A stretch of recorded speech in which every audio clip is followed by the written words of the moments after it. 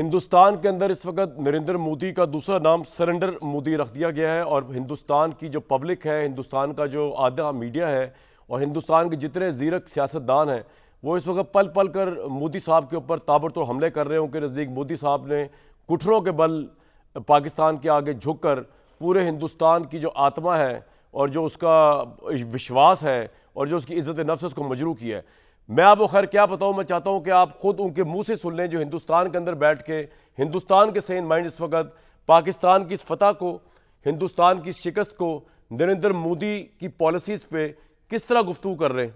सुनते देखिए जी, इसमें हिंदुस्तान में डिबेट ये चल रही है कि नरेंद्र मोदी कश्मीर के मामले पे भी कोई बहुत बड़ा लेवरेज दे चुके हैं अमेरिका को, दिया या नहीं दिया या हम लेंगे नहीं लेंगे तो बात की बात है, लेकिन ये इस वक्त सिचुएशन है। पाकिस्तान की फोर्सेस ने ये हाल कर छोड़ा है हिंदुस्तान का और नरेंद्र मोदी का। मेरे साथ फैसल चौधरी साहब मौजूद है, आप शेर अली साहब, इरशाद भट्टी साहब। लेकिन शुरू में थोड़ी देर के लिए जानना चाहेंगे, स्पेशली हमें ज्वाइन किया air marshal retired Masood Akhtar साहब ने। आपने उस दिन एयर चीफ से गुफ्तगू की जिस दिन रात को हिंदुस्तान पर अटैक हुआ। Air marshal retired Masood Akhtar साहब, बहुत शुक्रिया, आपने हमें वक्त दिया। सर, आपकी जो बातचीत हुई उस दिन जिस दिन रात को पाकिस्तान ने अटैक किया, पाकिस्तान की फ़िज़ाइया ने हिंदुस्तान पे, तो आपकी क्या गुफ्तगू हुई थी एयर चीफ, थोड़ा बताइएगा लोगों को। नंबर वन, बहुत शुक्रिया, it's very kind of the air chief कि उन्होंने मुझसे बात की।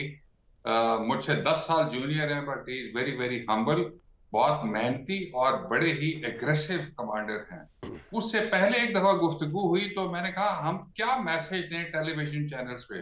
उन्होंने कहा sir please tell them we have trained very hard, we are going to hit them very hard.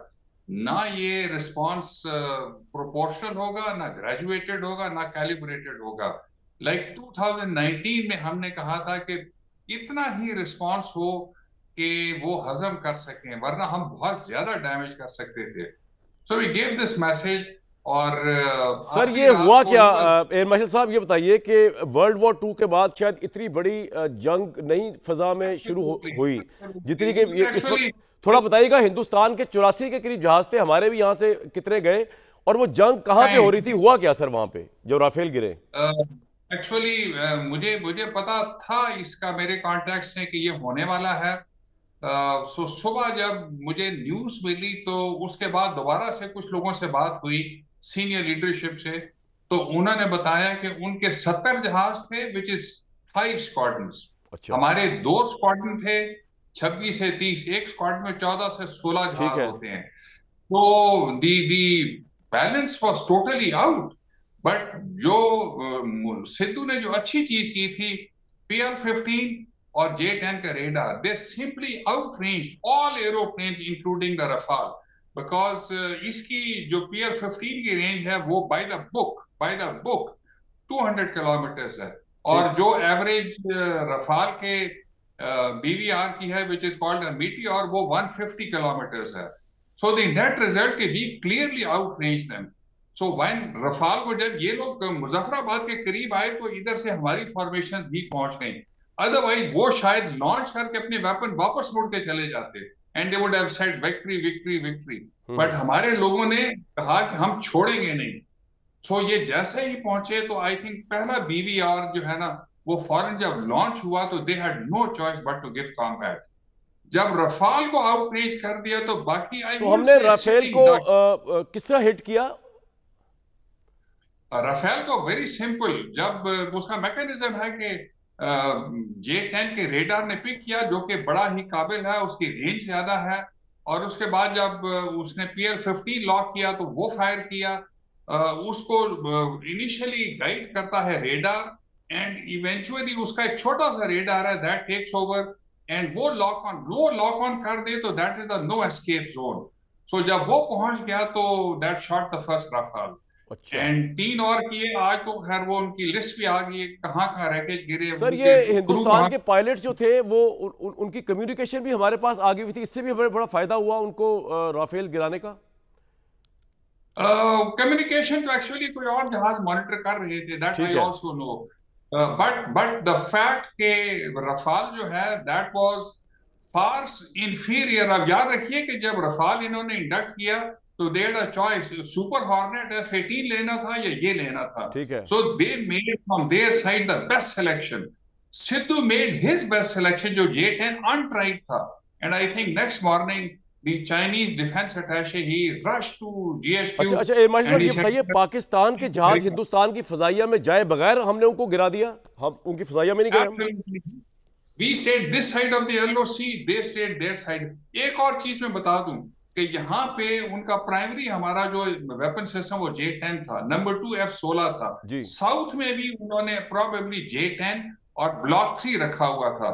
South वाली जो अपोजिशन थी, Sidhu pulled it back because उधर अगर जहाज गिरते तो अक्रॉस इंटरनेशनल बॉर्डर होना था, उसकी इम्प्लीकेशंस थी। सो ही सेड मेरी मेन बैटल यहाँ पे होगी, and he was very successful. मैंने उससे पूछा सिद्धू साहब से, मैंने कहा sir how did you protect your aeroplanes against S-400, the best air defence system of the world? You know what he said? He said कि सर मैं अपने बच्चों को मैं बचा भी रहा था S-400 से, और BVR कॉम्बैट भी कर रहा था, जो 1 घंटे जारी रहा। 50 से 70 BVR फायर हुए। तो मैंने कहा सर जब आपने कह दिया मेरे बच्चे, तो दैट सेज इट ऑल, कि आपने उनकी तरबियत अच्छी की, हार्ड ट्रेनिंग की, and when the balloon went up you try to protect them in all kinds of way. So net result हमारे सारे जहाज वापस आ गए, उनके 5 रैकेट जो है। पाकिस्तान का जो हमला हुआ है हिंदुस्तान पे, इसमें एक भारतीय 3 स्टार जनरल भी सुना है बाल बाल बच गए थे, ये बात सही है? मरते मरते ये 2019 की बात है, जो मुझे मेरा इल्म है, बिकॉज राजौरी में जब हमने अटैक किया 2019 में 2019 में, बिकॉज ये जो राजौरी वाला हेडक्वार्टर था उसका फिर आखिर में हम रेटिकल दूर ले गए 3-4 सर, उसको छोड़ देते हैं। अच्छा मुझे बताइए, इंडिया ने बारहमुस मिसाइल पाकिस्तान की तरफ फेंके, लेकिन हमने सुना उसकी डायरेक्शन भी चेंज कर दी, उसके बारे में थोड़ा बताइए क्या किया, वो किस तरह किया हमने? आई थिंक जो खुशाइन बात जो ओवरऑल मैं बात करना चाहता हूं कि army chief, air chief, naval chief for a change unlike the last 3 war, they were on one page 24/7। Meeting करते थे हर इवेंट के बाद, हर इवेंट से पहले टेलीफोन पे बात होती थी, CGS और DCS ऑफ्स बात करते थे। अल्लाह करे कि ये कोऑर्डिनेशन इकट्ठी हो जाए। सो they together fought the war of SSMs, they together fought the war of the drones, और जो लॉइटरिंग मुनिशन थे 90% से ज्यादा ड्रोन्स उन्होंने डीएक्टिवेट कर दिए हवा में। अच्छा, उनकी डेटलिंग काट दी, उनका स्पूफ कर दिया GPS। सो जो बाकी टारगेट पे पहुंचे उनको गन। सर मैं लास्ट क्वेश्चन, हमने S-400 जो का दिफाई निजाम है वो आई थिंक आदमपुर में लगा हुआ था, उसको किस तरह हमने स्ट्राइक किया और स्ट्राइक करके उड़ा दिया? वो तो बड़ा मुश्किल से किस तरह किया, कितना स्ट्राइक किया? कि 2 बैटरीज थी, एक बठिंडा की तरफ पास था शायद और एक आदमपुर के ऊपर, जिसके करीब कॉम्बैट हुआ। So when they fired the SSMs there was no holds barred, the gloves were off. So हमारे जहाजों ने आके स्टैंड ऑफ ब्लॉक 2 ने स्टैंड ऑफ रेंजेस के साथ अपने मुल्क के अंदर अबाउट 150 किलोमीटर से ये मिसाइल मारा, जो कि हाइपरसोनिक मिसाइल है, एंड आई थिंक वो अभी तक तिलमिला रहे होंगे because they have no answer for the Chinese technology as of now. एक था कि हम कहते थे खिलौने नंबर 2 है, उनके जहाज नंबर 2 है। Europeans have no. Air marshal retired Mustafa Akhtar साहब, आपने बहुत आउटस्टैंडिंग बात की। सबसे जबरदस्त बात ये थी कि army chief, air chief, navy chief, ये तीनों कोई 48 घंटे तक एक पेज के ऊपर थे। सुपर्ब कोऑर्डिनेशन थी, और हिंदुस्तान भी हैरान था कि फजाइया ऊपर से नीचे से आर्म फोर्सेस के मिसाइल्स, इनकी जो एक्सेप्शनल कोऑर्डिनेशन थी उसने टोटल आउट क्लास कर दिया हिंदुस्तान को। फैसल चौधरी साहब, आबिश अली साहब, इरशाद भट्टी साहब, बहुत वार्म वेलकम। फैसल चौधरी साहब, 2019 में एक वॉर लड़ी थी पाकिस्तान ने और उड़ा के रख दिया था इंडिया को, लेकिन आज 2024 में अल्टीमेट एक्सेप्शनल डिफीट दी है। किस तरह दोनों का वॉर्स का आप मुवाजना करते हैं, अगर आपको मुवाजना ही करने दे दिया जाए? देखिए कमरान साहब, आप सहाफ़ी से सच की तवक्को करते हैं, वकील से जहानत की तवक्को करते हैं, डॉक्टर से शिफा की तवक्को करते हैं, और फ़ौज से आप दलेरी की तवक्को करते हैं। मेरा ख़्याल में कि आज की हुकूमत खुशकिस्मत थी कि उनके पास बहुत ही दलेर जर्नल और बहुत ही दलेर एयर चीफ और बहुत ही दलेर नेवल चीफ था। हमारे जो 2019 में हमारे जो उस वक़्त के जनरल बाजवा, जनरल फैज़ थे, वो दोनों जो हैं वो चिकन आउट कर गए। उस वक़्त भी एयर मार्शल जो मुजाहिद अनवर थे, उनको ये दाद देना बिल्कुल ज़्यादती होगी। The way he stood firmly. और उस वक़्त के नेवल चीफ जो मेरी इतलात हैं उस वक्त भी उन्होंने जो है फुल ऑन जो है सबक सिखाने का बात की, लेकिन all credit goes to the incumbent military top brass, जिस तरह से ये हिंदुस्तान को जवाब दिया, और फिर all credit goes to the nation, जिस तरह से पूरा फर्मली पीछे खड़े हुए हैं। All credit goes to the political parties, regardless के कौन कौन सी पॉलिटिकल पार्टी थी, जिस तरह से हम खड़े हुए हैं, एक यकजहती का मैसेज दिया है। मेरे ख्याल में ये पाकिस्तान में, और जिस तरह से मीडिया ने सच को किया, आप लोगों ने जिस तरह से 48 आवर्स में अंत तक जो है वो कवरेज की और फैक्चुअली कवरेज की, और जिस तरह से इंडिया की जो आपने एग्जैजरेटेड रिपोर्टिंग को थॉट किया, उसको जो है बिल्कुल आपने एक्सपोज कर दिया, और आपने आज बड़ा अच्छा नाम दिया है नरेंद्र मोदी को सरेंडर मोदी। तो ये जो आपने जो इसी तरह उनकी जो क्रेडिबिलिटी है इंडियन मीडिया की वो एक्सपोज हुई है, और हमारे मीडिया की क्रेडिबिलिटी मैं समझता हूँ एस्टैब्लिश। फैसल भाई आपने सबको क्रेडिट दे दिया, हमारे प्राइम मिनिस्टर को क्रेडिट नहीं दिया यार, ये थोड़ी ज्यादती नहीं कर दिया आपने? वैसे तो अभी तक मैंने भी नहीं दिया, शायद अब मैं दूं आपके देने के बाद। किस्मत को क्रेडिट जाता है, वो खुशकिस्मत आदमी है। खुशकिस्मत आदमी वो खुशकिस्मत आदमी है। कैसे? कि उनके पास कमांड दिलेर है, उनके पास कमांड, आर्मी कमांड बहुत दिलेर है उनके पास, कमांड दिलेर है उनके पास। ठीक है आबिद भाई, अब तो ये है कि इमरान खान जब से अमेरिका इंटरवीन किया है ना इसके अंदर, मामले के अंदर, मैं अगर थोड़ा दूसरी तरफ भी चल जाके देखें तो अब तो इमरान खान के बेटे जो है वो भी कह रहे हैं कि अमेरिका जो है इंटरवीन करे इमरान खान की रिहाई के लिए, बात करेंगे उनसे। वो आज वो पहली दफ़ा इमरान खान के दोनों बेटे आए हैं उसके ऊपर सोशल मीडिया के ऊपर, और मैं चाहता हूँ आबिद भाई आप सुने कि, और मुझे बताएं कि इससे पहले अमेरिका ना इंटरवीन कर दे, उस बारे में भी कुछ सोचे। सुनवा लें जरा आबिद अली साहब को, दोनों साहबजादे क्या कह रहे हैं। आबिद भाई वो कह रहे हैं कि ट्रंप पे प्रेशर डालेंगे अब वो, अब इमरान खान की रिहाई के लिए। आप देख लें ट्रंप ना आ जाए बीच में, कहीं जंग तो रुकवा दी उसने। पहले कामरान भाई, मैं पूरी कौम को, अपनी पाक फ़ौज को, तमाम पॉलिटिकल पार्टीज़ को, पूरे पाकिस्तान को जो इस मुश्किल तरीन वक्त में अपनी फ़ौज की हौसला अफजाई के लिए खड़ा रहा, हमारा एक वाइब्रेंट मीडिया जिन्होंने एक प्रोपेगंडा जो कर रहा था इंडिया का मीडिया, और जिस बदतमीज़ी के साथ उनका मीडिया, जिस तरह के उस तरह बदतमीज़ लोग थे, वो तो अपने आप को पता नहीं खुदा समझ बैठे थे। लेकिन अल्लाह के फजलो करम से अल्लाह ने पाकिस्तान को फतह दी।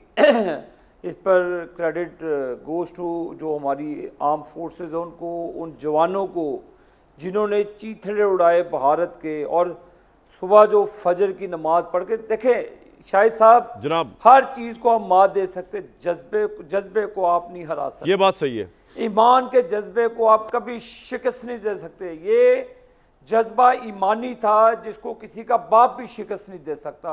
पूरी दुनिया भी उठ के आ जाती तो मुसलमानों के जो जज्बा ईमानी है उसको पूरी दुनिया में कोई शिकस्त नहीं दे सकता। जब अभी आपने इमरान खान के जो बेटों की बात सुनाई, लाइट नहीं है, ह्यूमन राइट्स की वायलेशन याद आ गई, बहुत कुछ अभी याद आएगा इनको। वो ज़माना याद करें जब नवाज ये कहता था जी हमारे बाप से 2-3 महीने बात नहीं होती, आगे मिल लो भी, अपने बाप को किससे रोका। नवाज शरीफ की वाइफ मर रही थी, बिस्तर मरग पे थी, उसने जेलर को कहा यार मेरी बात करवा दो। वो जवाना उनके जो ये उनके कासिम और उनका बेटा जो भी उसका नाम है उसको वो ज़माना याद नहीं आया जब उसके जालिम बाप ने जो चंगेज़ खान बना हुआ था, जो कहता था कि मैं इनको उड़ा के रख दूंगा इनको। ये अब देखो what goes around comes around. ये कुदरत का निज़ाम है कि आप तकबराना अंदाज में आप ऐसे करते थे। आप तो वही थे जो कहते जी मैं क्या नहीं, अब वो इंटरनेशनल प्रेशर बिल्ट ना कर देना आप पे। मैं ये कह रहा हूं जो कह रहे हैं ट्रंप से बात करेंगे। नहीं वो भाई मैं एक मिनट कामरान भाई, अब मेरा ख्याल आपकी याददाश्त अच्छी होगी जनाब। फैसल चौधरी साहब भी बैठे, इनकी भी याददाश्त बटी, खुसूसी तौर पर मेरा भाई भट्टी बैठा, इसकी तो याददाश्त बहुत अच्छी माशाअल्लाह। भट्टी साहब याद है ना, तो ये कहता था कि बाहर पुकारते हैं, बाहर वालों को जूठे चाटते हैं, उनको अपनी मदद के लिए पुकारते हैं। अब बोलो मेरे भाई भट्टी साहब, अब बड़े बोलते थे आप नवाज शरीफ के दौर में। अब मैं देखूंगा कि आप इमरान खान के बेटों के बारे में आप क्या कहते हैं। पुकार रहे हैं बाहर के लोगों के आगे मेरे बाप की मदद करो, बड़ा नवाज शरीफ को कहता था कि यहाँ से प्रेशर पड़वा रहे हैं, यहाँ से प्रेशर पड़वा रहे हैं, यहाँ से। अब ये NRO नहीं मांग रहे तो क्या मांग रहे हैं? हम मुझे बताइएगा अपने बेटों को, हर चीज़ को। भट्टी साहब डंडी नहीं मारनी आज, मैं भट्टी साहब आज डंडी नहीं मारनी ना डंडा मारना है, इंसाफ करना है। भट्टी साहब उसी अंदाज से बोल रहे हैं आपने जो आप नवाज। चले आप इनको मौका दें भट्टी साहब को बोलने का। आबिद भाई आपने तो दुखती रथ पे हाथ रख दिया। भट्टी साहब मैं इंतजार कर रहा हूँ आपका। फैसल एंजॉय कर रहा है सिचुएशन। एक मिनट आपको काटने का। वो कह रहा भाई हींग लगे ना फटके इनको लड़ने दो आपस में। बिल्कुल ठीक है। अब देखते। हाँ जी चले आए जी भट्टी साहब। से पूछ, भट्टी साहब बताएं, सवाल तो खुद ही कर दिया आप शेर अली साहब ने, इसका जवाब दें पहले। ये भाइयों मेरे भाई के बेटों वाली बात, पहली बात मेरे भाई के, जैसे आपने कहा, जैसे फैसल भाई ने कहा, जैसे आबिद भाई ने कहा, आज का दिन कमाल का दिन है, बल्कि पिछले 2-3 दिनों से कमाल के दिन है। यकीन करें बहैसियत पाकिस्तानी मेरा सर फ़ख्र से बुलंद है, और मैं तो इसको यूँ देखता हूँ कि क़याम पाकिस्तान एक मोजज़ा था, और उसके बाद पाकिस्तान का एटमी कुव्वत बन जाना एक मोजज़ा था, और फिर इस मॉडर्न हिस्ट्री में ये ऑपरेशन बुनियानुल मरसूस जो है ये भी एक मोजज़ा है बेशक। और जैसे अभी आपने कहा, हम तो अभी एक एयरफोर्स की वो ब्रीफिंग भी उसमें से भी निकले, तो जिस तरह यानी एक घंटा अगर 80 और 40 तैयारे हवा में हों और आमने सामने हों तो आप अंदाज़ा करें ये जज्बा ही था। और ऊपर अल्लाह का ख़ास फ़ज़ल, अल्लाह का ख़ास फ़ज़ल और अल्लाह का ख़ास फ़ज़ल। और फिर जैसे अभी आपने GHQ के वो 48 घंटे या वो सारा बताया, और जो दुआ से शुरू हुए, जनाब मुनीर साहब की दुआ, लंबी दुआ के बाद और ऑपरेशन का नाम रखने के बाद, और फिर उसके बाद जो कुछ किया, कमाल किया हमारे पाक फ़िज़ाइया ने, पाक फ़ौज ने, नेवी। और यकीन करें जैसे अभी आपने कहा ना कि नरेंद्र मोदी सरेंडर मोदी बन गया है, तो वो मुझे एक शेर याद आ रहा है कि उलझाए पाँव यार का जुल्फ़े दराज में, लो आप अपने दाम में से याद आ गया। ये इंतहा पसंदी मोदी की ताकत थी, और ये पाकिस्तान दुश्मनी मोदी की सियासत थी। अब वही इंतहा पसंदी जो है उसने भारत में नरेंद्र मोदी को as a prime minister Narendra Modi से सरेंडर मोदी बना दिया। अब सर सवाल, और अब उमर अब्दुल्ला और राहुल गांधी कह रहे हैं कि यानी नरेंद्र मोदी से वो सवाल कर रहे हैं कि आप क्या करने गए थे? आप तो मसला कश्मीर को आलमी सतह पर ले गए, उस एक मरतबा फिर उजागर कर दिया। आप किस तरह की जंग लड़ने गए हैं, और बुज़दिली के ताने दिए जा रहे हैं और भागने के ताने दिए जा रहे हैं। तो ये अल्लाह का ख़ास फ़ज़ल है सर। बाकी जो मेरे भाई आबिद शेर अली ने कहा कि मेरी तो ख्वाहिश है कि आज का दिन अगर रुक जाए, तो यही सवाल अगले प्रोग्राम में ये क्या बात हुई? ये तो कोई बात ना हुई, आप आज जवाब दें इसका। ये तो कोई बात नहीं, आज दिल नहीं कर रहा। ये तो आप डंडी मार रहे हैं। आज बिलीव नहीं, आज कसम से दिल नहीं कर रहा। आज दिल नहीं कर रहा, आज दिल नहीं कर रहा। आज खुशियां मनाने का दिल कर रहा, आज इकट्ठा होने का दिल कर रहा है। आज इतना गमज़दा सवाल तो कोई मुतनाज़े बात करने का दिल नहीं कर रहा। इतना गमज़दा नहीं, उनका हक है, उनके दोनों बेटों का। जिस तरह मरियम नवाज साहबा ने तहरीक चलाई, जिस तरह हुसैन नवाज साहब, जिस तरह उनके रिश्तेदारों, उनका हक है वो जो करना चाहें।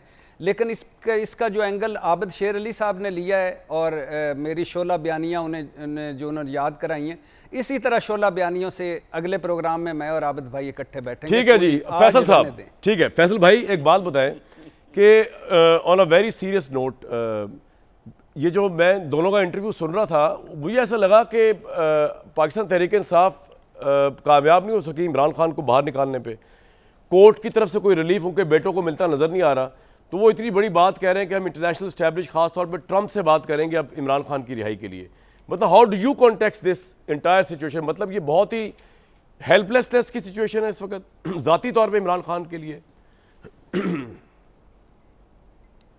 देखिए, पहली बात तो ये है कि इमरान खान साहब के ये जो इंटरव्यू है जो मैंने उसकी पढ़ा है, वो ये कुछ अर्सा पोस्ट आज हुआ है, लेकिन ये कुछ पहले के रिकॉर्डेड है। ठीक है। दूसरी बात ये है कि जो आज दोनों बेटों ने बात की है, एक तो आप ज़ाहिर है एक रिश्ता ऐसा है कि मैं जब ये नवाज शरीफ साहब पे भी मुसीबत बनी थी मुशर्रफ साहब के दौर में, तो उनकी साहबजादी जो हैं और उनके साहबजादे जो हैं, उस वक़्त अल्लाह जन्नत नसीब करे कलसूम नवाज शरीफ साहबा थी, उन्होंने बड़ी कोशिश करके उनको बाहर फिर सऊदी अरेबिया गए थे, तो ये सारा जो किया था फैमिली ने, वो शरीफ फैमिली ने, तो उनके लिए वो किया था, एक रास्ता ढूंढा था। तो जो एक तो जज्बाती ज़ाहिर है बैठों की गुफ्तगू, आप एक्सेस तो देते नहीं हैं। अब ये मैं आपको बता दूं कि एक अदालती अहकामात हैं, या हुक्म नहीं अहकामात हैं कि हर हफ्ते आप कोई 40 मिनट की कॉल जो है वो आप करवाएंगे इमरान खान साहब की बच्चों से, लेकिन वो बिल्कुल नहीं कराई जाती। 2 महीनों में 3 महीनों में एक दफ़ा कराई जाती है जी। तो आज वो उसका गिला कर रहे थे। ज़ाहिर है जब आपको एक्सेस जो है नहीं होगी, वो जो गुफ्तगू है आइसोलेशन वाली, ये भी सारी जो है ये अक्टूबर 2024 में आपके सामने, जब ये भी मैंने ही आके बार बयान किया था कि उनको वायलेशन जो हुई है लॉज की, और जो उनके एक इस्तेकाक है उसके मुताबिक ट्रीट नहीं किया गया, उनको 10 दिन सेल में बंद किया गया, उनके साथ इनह्यूमन ट्रीटमेंट किया गया। जहाँ तक बात यह है कि जो उनकी जो गुफ्तगू है बच्चों की, तो मैं समझता हूँ कि उसको आप एक रिश्ते के तनाजुर में देखें। ठीक है, इसका पॉलिटिकल एंगल तो इसका पॉलिटिकल एंगल निकाला जाए, वहाँ पे बैठे हैं। हाँ, इसकी वजह यह है कि सर देखें, ये जो आप कंपैरिजन ड्रॉ कर रहे हैं, ये अगर इंटरनेशनल प्रेशर आएगा तो मैं हमेशा, ये मेरी खान साहब से एक दफ़ा नहीं बहुत दफ़ा बात हुई है, और उन्होंने कैटेगोरिकली ये कहा कि देखिए फैसले तो हमारे यहाँ पे होने हैं, वहाँ से हमें गैर जानबदारी की तोक़ो ज़रूर है। अभी वहाँ के सेनेटर्स भी आए थे, तो इंटरनेशनल प्रेशर में तो ज़्यादा से ज़्यादा जिस तरह से या मियाँ साहब एग्री कर गए थे और वो बाहर चले गए थे, शायद इमरान खान साहब तो एग्री नहीं करेंगे, और वो तो बाहर जाने की जो बात है उसको तस्लीम नहीं करेंगे।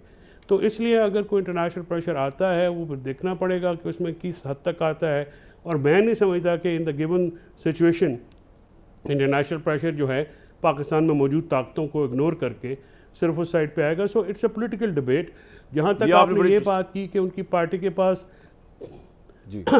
पास कोई स्ट्रैटेजी नहीं है, इससे मैं एग्री करता हूँ, क्योंकि जो पार्टी है वो फेल हुई है, उनकी जो लीडरशिप है वो बार बार फेल हुई है पॉलिटिकल माहौल बनाने में, और अभी तक कोई उनके पास लाएअमल नहीं है। देखिए, तहरीक चलाना जो है वो भी, उसके लिए भी एक पूरा माहौल बनाना पड़ता है, उससे कुछ सियासी एवेन्यू जो हैं वो निकालने पड़ेंगे। बल्कि इसमें जो मेरी जब पहलगाम वाक़या हुआ था उसके बाद खान साहब से मीटिंग हुई थी, तो मैंने तफसीलन उनसे ये बात डिस्कस की थी कि जो इस वक्त जो प्रॉब्लम आ रहा है पीटीआई की पार्टी को, और बाद में आपने देखा उनके जनरल सेक्रेटरी ने कहा कि हम कोई लाएमल नहीं दे सकते, जी। और कारकुनान 5-6 लाख की तादाद में भाई निकालने पड़ते हैं, निकलेंगे थोड़ी, और फिर वो उसके लिए माहौल बनाना पड़ता है, एक लंबी जदोजहद है।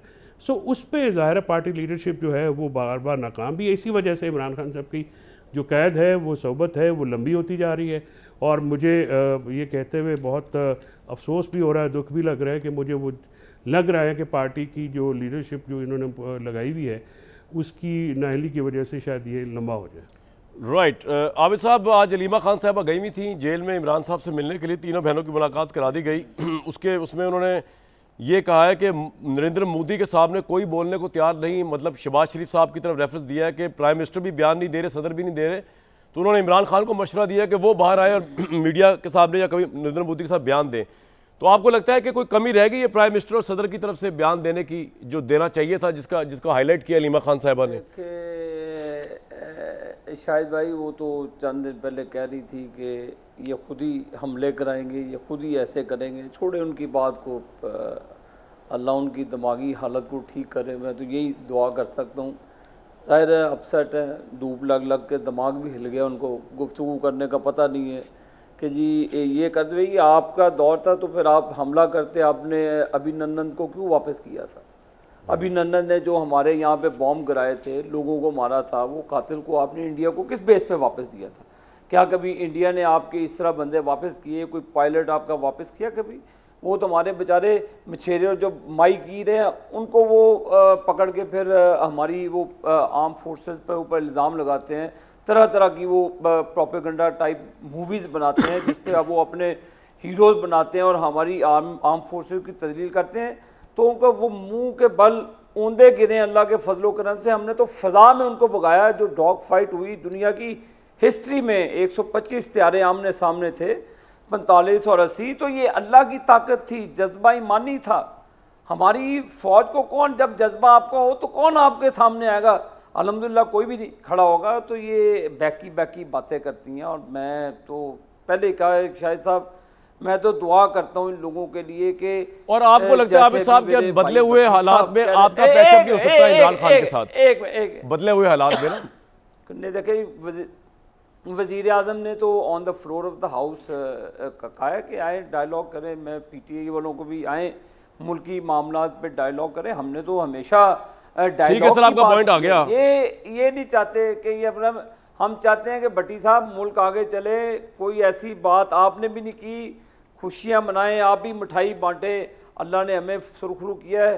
शायद भाई मैं रसगुल्ला खिलाऊंगा आपको, उधार रह गया और आगे इसी खुशी पे कि हमने नरेंद्र मोदी एंड पार्टी को फेंटा लगाया, फेंटी नहीं फेंटा लगाया।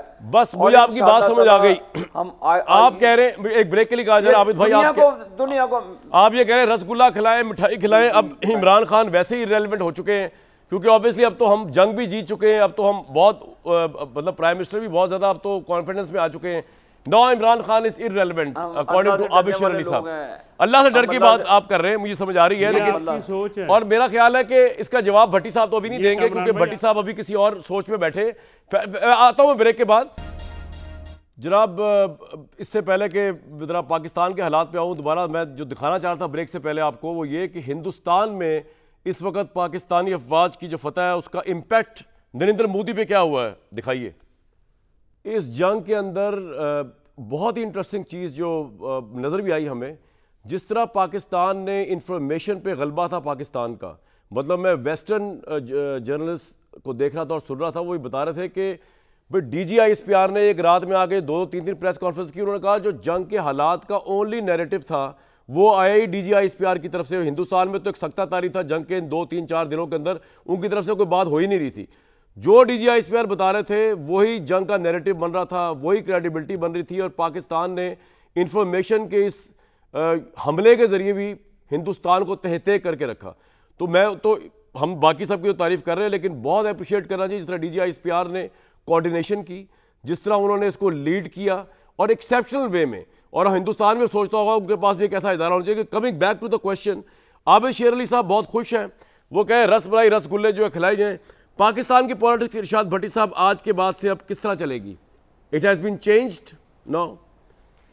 पहली बात तो ये है मेरे भाई कि ये अभी अलीमा खान साहबा का जिक्र हुआ, मुझे बहुत अफसोस हुआ उनके 2-3 बयानों का सुनकर, और वो भी उस ऐन जंग के दौरान।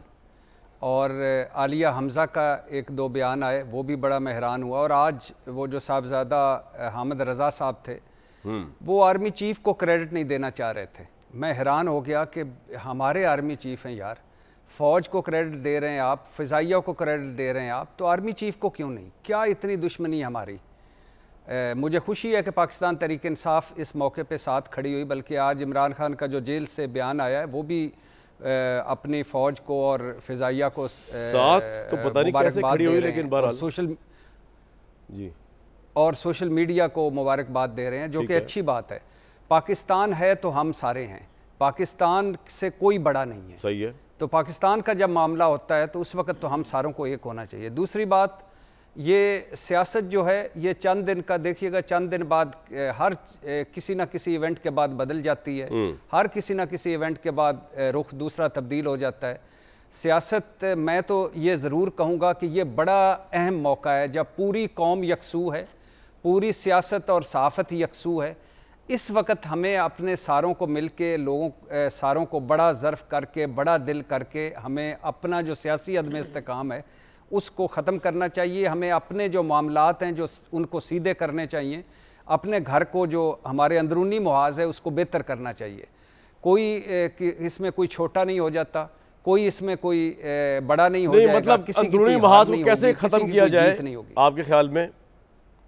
अंदरूनी मुहाज़ को मेरा ख्याल है हमें, देखिए कुछ चीज़ें हैं जो आप अदालतों ने तय करनी है, अदालतों ने किसी को बरी करना है, सज़ा देनी है, ठीक है।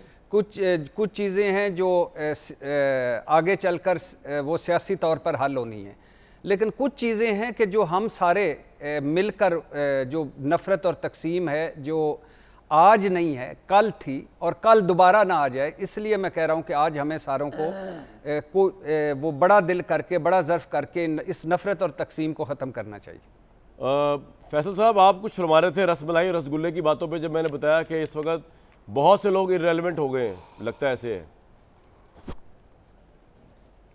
नहीं, मैं उससे पहले आपको ये जो आपने खातून का शॉट सुनाया ना नरेंद्र मोदी की, तो इस पर मैं just to know on the lighter part, वो जब हज पे एक खातून थी तो वो शैतान को रख के जो ना जुतियां मार रही सी। अच्छा। तो उन्हें कहा कि एनू भी तो पता लगे सकीना सियालकोटों आई है। तो मुझे लगता है कि माई भी कोई इस किस्म की जुतियां मार रही थी नरेंद्र मोदी को, और सही मार रही थी। सही है। तो दूसरी बात यह है कि जो अभी की है ना अरशाद भट्टी साहब ने बात, देखिए जो सियासत में होता है वो इवेंट्स मैटर करते हैं। आप जो पॉपुलैरिटी और अनपॉपुलैरिटी के बीच में एक इवेंट होता है, और इमरान खान के साथ पब्लिक है, आप उसको कोई कहें ना कहें, आज भी वो पाकिस्तान का सबसे पॉपुलर लीडर है, आज भी वो सबसे ज़्यादा मजबूत शख्सियत है, आज भी निगाहें मुर्तकज़ होती हैं। यानी पहलगाम के बाद सबसे ज़्यादा जो वेट किया जा रहा था कि इमरान खान साहब का मैसेज अंदर से क्या आएगा, आज इस चीज़ का इंतज़ार किया जा रहा था, तो वो भी कि जी जंग के बाद इमरान खान साहब का मैसेज क्या आएगा। हिंदुस्तान में ये तवक्को थी कि शायद वो अपने इख्लाफात को पाकिस्तान के ऊपर रखेंगे, ज़ाती जो हैं मफादात को वो आगे रखेंगे, लेकिन उन्होंने बहुत सारे सियासी लीडरों की तरह ज़ाती मफादात को या ज़ाती ताल्लुकात को मुल्क पे तरजीह नहीं दिया, मुल्की मफाद को हमेशा सामने रखा। तो ये कोई भी इवेंट ऐसा होगा, सर आपका पॉइंट आ गया, रिलेवेंट नहीं कर सकते। I disagree with you with due respect। कोई कौम इंतजार नहीं कर रही थी पहलगाम के बाद। सर मैं जरा अर्ज कर लूं, उसके बाद आप मुझे रिस्पॉन्ड कर दीजिएगा। कोई कौम इंतजार नहीं कर रही थी पहलगाम के बाद कि इमरान खान साहब का क्या मैसेज आएगा। कौम इंतजार कर रही थी नरेंद्र मोदी की ललकार के बाद कि पाकिस्तान आर्म्ड फोर्सेस का रिएक्शन क्या होगा, number 1। Number 2, in the changing scenario आप लोगों की जो स्ट्रेटजी है, 1.5 साल तो मैंने समझाया इमरान खान को टॉक शो से कि आपका काम है आबिद शेर अली की पार्टी के साथ भिड़ना, आपका काम हमारी फौज के साथ लड़ना नहीं है, ना आपका काम हमारे नए आने वाले आर्मी चीफ के साथ लड़ना है। जो आपको इस तरह के मशवरे दे रहा है वो भी उल्लू का पट्टा है, वो भी अहमक है, और जो करने वाला है वो उससे बड़ा अहमक है। लेकिन खैर मेरी तो बात किसी ने सुनी नहीं। अब आप मज़ा आ गया ना आपको, अब जंग भी जीत ली हमारी फौज ने, अब सब कुछ हो गया। अब वो शहबाज शरीफ साहब भी उसके बेनिफिशियरी हैं कि प्राइम मिनिस्टर तो वही हैं, आपका प्राइम मिनिस्टर जो है वो अंदर बैठा है, वो आपका अपोजिशन लीडर जो है उसमें इतनी उनमें अक्ल व फरासत और कॉमन सेंस है, वो कहता है हमारे प्राइम मिनिस्टर इमरान खान। वो इस तरह कहने से प्राइम मिनिस्टर बन जाएगा यार? कोई अकल है, कोई जीरकनेस है, कोई कौन लोग हैं यार आप? अब इस वक्त मुल्क जो है वो जीत चुका है, जंगे हम जीत चुके हैं। शहबाज शरीफ साहब एज प्राइम मिनिस्टर बेनिफिशियरी हैं, और सारी दुनिया को पता है कि जंग जो है वो आर्म्ड फोर्सेस ने जीती है, वो जनरल आसिफ मुनीर ने जीती है, वो एयरफोर्स ने जीती है, वो नेवी ने जीती है। आपका लीडर रेलेवेंट हो चुका है मेरे भाई, और ये अपनी हमाकतों की वजह से रेलेवेंट है। Now you can respond back. जी आप बताएं। Thank you. ये जो आपने तकरीर फरमाई है ये बिल्कुल ठीक बात है, लेकिन इसमें 2 बातें मैं आपको, पहलगाम के बाद इमरान खान साहब की ट्वीट इंटरनेशनली और नेशनली सबसे ज़्यादा देखे जाने वाला पैगाम है। सो जो उनका ट्वीट है वो खुद ही इस बात का जो मज़र है कि उनकी चीज़ जो है वो सबसे ज़्यादा लोग वेट करते हैं। सो ये फैक्चुअली इनकरेक्ट बात है। दूसरी बात यह है कि जब अटैक हुआ है तो डेफिनेटली उसमें तो कोई दूसरी बात नहीं है। जिस तरह से इंडिया ने इंटरनेशनल लॉज को वायलेट किया, पहले इंडस वाटर ट्रीटी में, उसको वायलेट करके फिर हमारे सिविलियंस को, हमारी वर्शिप प्लेसेस को, हमारे शहरियों को शहीद किया। 7 साल का मासूम मर्तज़ा, जिसके लिए जो है my heart goes out for him, और मैं उनकी फैमिली को, उनके वालिद को जो कि सर्विंग लेफ्टिनेंट कर्नल हैं, उनकी हिम्मत को दाद देता हूँ कि जिस तरह से उन्होंने फिर उसका फिर बदला लिया हमारी नेशन ने। सो वो एक अलहदा बात है। दूसरी बात यह है, देखिए जो पॉलिटिकल आपकी एक चीज़ें होती हैं जिनको आप ये कह सकते हैं कि कुछ चीज़ें, मैं भी आई टेंड टू एग्री कि काफी सारी चीजें ऐसी हुई हैं जो नहीं होनी चाहिए। हम दो जिन बातों में डिसएग्रीमेंट नहीं अगले प्रोग्राम में कर लूंगा आपके साथ में, मेरा आपका तो डिसएग्रीमेंट एग्रीमेंट चलता ही रहता है, कोई ऐसी बात नहीं। तहरीक इंसाफ से अगर एग्रीमेंट हो जाए तो, और अगर वो मेरी बात मान जाए तो इमरान खान बाहर ना आ गया तो अब तक। खैर बहरहाल आप ना आपने मानना है ना उसने बाहर आना है। आबिद शेर अली साहब, भट्टी साहब कह रहे हैं कि नफरतें खत्म की जाए। भट्टी साहब, हमने तो कभी नफरतों का बीज बोया ही नहीं है। माशाअल्लाह। हमने तो किसी की माँ बहन फैमिलीज को घेर के गालियाँ नहीं दी, हमने कभी कौम को तकसीम नहीं किया। हमने कभी आपके रास्ते नहीं रोके, रेस्टोरेंटों में गालियाँ नहीं दी हमने तो कभी ऐसा मामला नहीं किया। तो ये मेरे भाई, आप भी भट्टी साहब आज कौम के सामने के जो उस तकसीम में आप भी बराबर के शरीक थे। मेरा एहतराम का रिश्ता है, आपको पता है, आप भी उसमें सफ़े अव्वल में शामिल थे।